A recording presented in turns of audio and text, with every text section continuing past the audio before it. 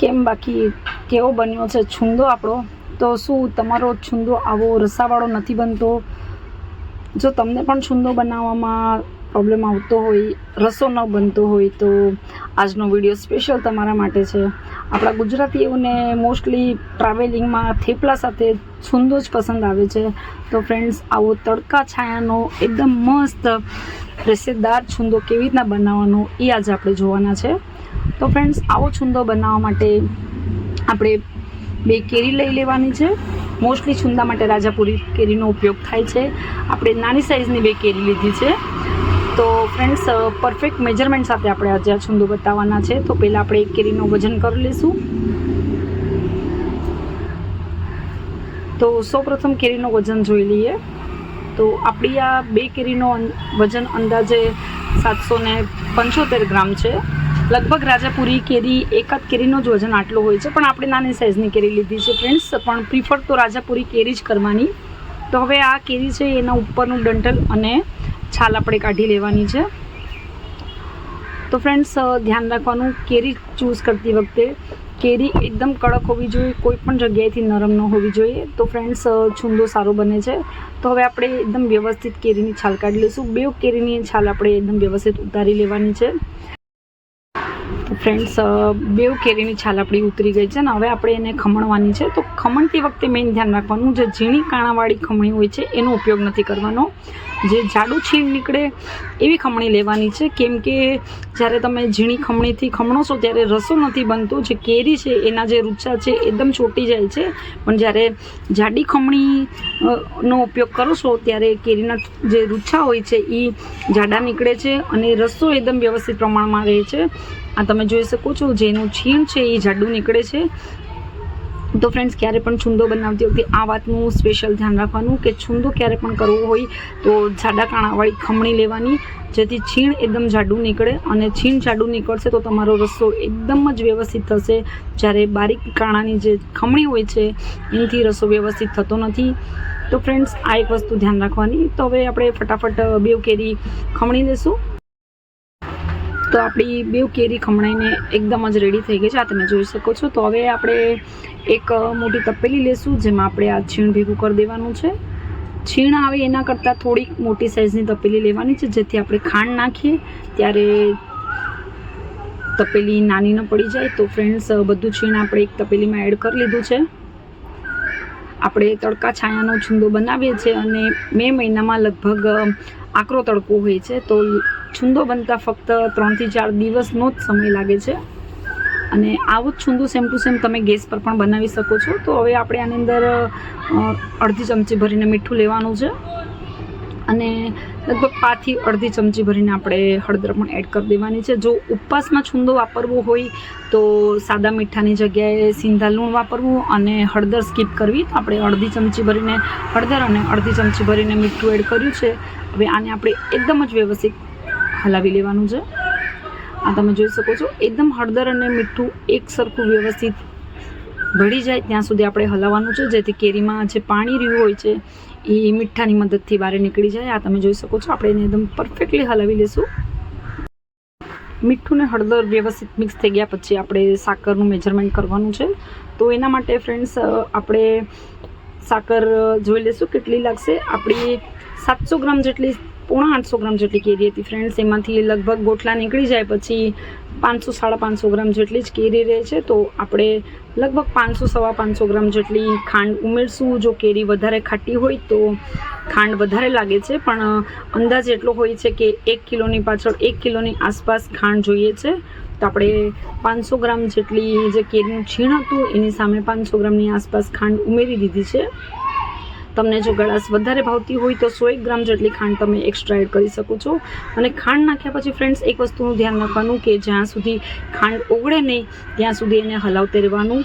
ખાંડ નાખીને તમે ડાયરેક્ટલી જો એને તડકે મૂકી દેશો તો ખાંડ ઓગળશે નહીં. તો જ્યાં સુધી ખાંડ ઓગળે નહીં ત્યાં સુધી આપણે એને હલાવ્યા કરવાનું છે. તો ફ્રેન્ડ્સ, આ તમે જોઈ શકો છો, આપણી ખાંડ એકદમ પીગળી ગઈ છે અને એની અંદરથી રસો બનવાનો સ્ટાર્ટ થઈ ગયો છે.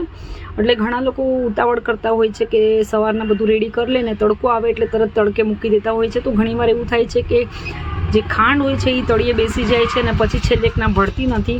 એટલે ક્યારે બી તમે છુંદો બનાવો તો એક વસ્તુનું ધ્યાન રાખવાનું કે ખાંડ એકદમ વ્યવસ્થિત ઓગળી જાય એના પછી જ તડકે મૂકવાનું. તો હવે આપણે તડકે મૂકવાનો ટાઈમ થઈ ગયો છે. તો આપણી પાસે એક નેટનું કપડું હતું એ આપણે તપેલી પર બાંધી દઈશું.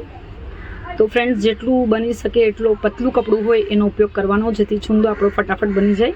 તો આપણી પાસે એક જારી છે જે નેટનું કપડું કહીએ છીએ. અને જો આવું કંઈ કપડું તમારી પાસે ન હોય તો તમે ચાયણી પણ મૂકી શકો છો, પણ ચાયણીમાં ફ્રેન્ડ્સ છુંદો થતાં વાર લાગે છે. આપણી પાસે જે કપડું છે એ આપણા માટે એકદમ પરફેક્ટ છે. તો હવે આપણે એને તપેલીને એકદમ પરફેક્ટલી બાંધી દઈશું. લગભગ મે મહિનો છે એટલે 4-5 દિવસમાં આપણો છુંદો બનીને રેડી થઈ જશે.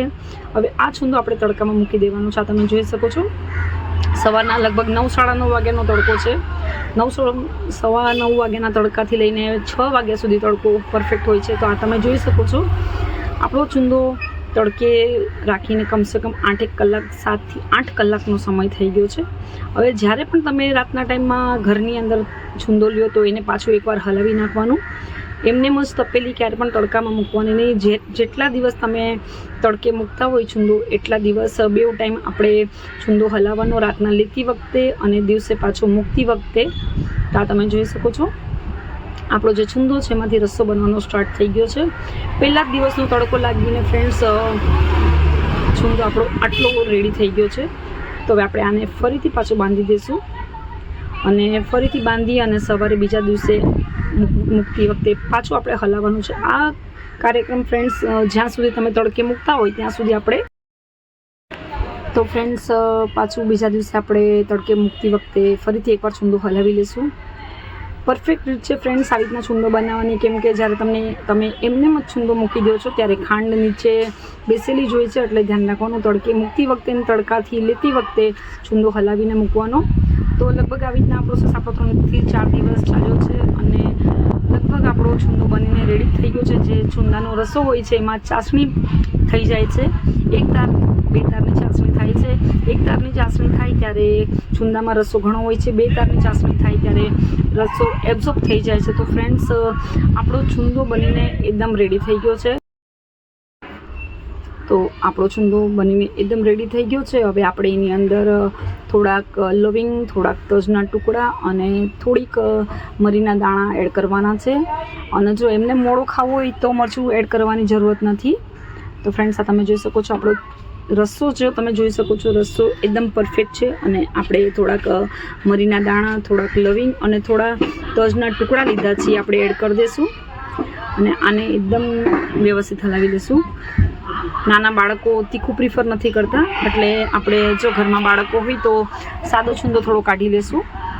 આ તમે જોઈ શકો છો આપણો છુંદો એકદમ બનીને રેડી થઈ ગયો છે. તો આપણે એક બાઉલમાં થોડોક મોળો છુંદો કાઢી લેશું. તો એક બાઉલમાં આપણે મોળો છુંદો કાઢી લીધો છે અને જે બીજો બચ્યો છે છુંદો એની અંદર આપણે મરચાંનો ભૂકો નાખવાનો છે. આપણે જેટલું તીખું ખાતા હોય એ પ્રમાણે આપણે મરચાંનો ભૂકો એડ કરવાનો છે. તો ફ્રેન્ડ્સ પહેલાં 5 ચમચી મરચાંનો ભૂકો નાખીને જોઈ લઈએ. થોડોક ઓછો લાગી રહ્યો છે ફ્રેન્ડ્સ, તો પાછો થોડોક 5 ચમચી આપણે ભૂકો એડ કરી દઈશું. ઘણા લોકો એક્સ્ટ્રા તીખું ખાય છે, પણ ફ્રેન્ડ્સ છુંદો ખાટો મીઠો હોય તો જ વધારે સારું લાગે છે. તો આપણે મરચું નાખીને એકદમ વ્યવસ્થિત હલાવી દઈશું. આપણો છુંદો બનીને એકદમ જ રેડી થઈ ગયો છે. આ તમે જોઈ શકો છો. તો હવે આપણે એક સર્વિંગ બાઉલ લઈ લીધું છે. તો એની અંદર આપણે બધો જ છુંદો લઈ લઈશું. આ તમે જોઈ શકો છો રસાની ક્વોન્ટિટી. તો ફ્રેન્ડ્સ આવો જ છુંદો તમે ઘરે પણ પરફેક્ટ સાકરના માપથી બનાવી શકો છો. તો જો તમને અમારી આ રેસીપી પસંદ આવી હોય તો પ્લીઝ લાઈક કરજો, શેર કરજો, કમેન્ટ કરજો અને જો ચેનલમાં નવા હોય તો ચેનલને સબસ્ક્રાઈબ કરી બેલ નોટિફિકેશનને ક્લિક કરજો, જેથી આવવાવાળી મારી બધી રેસીપીની નોટિફિકેશન તમને મળતી રહે. Thank you.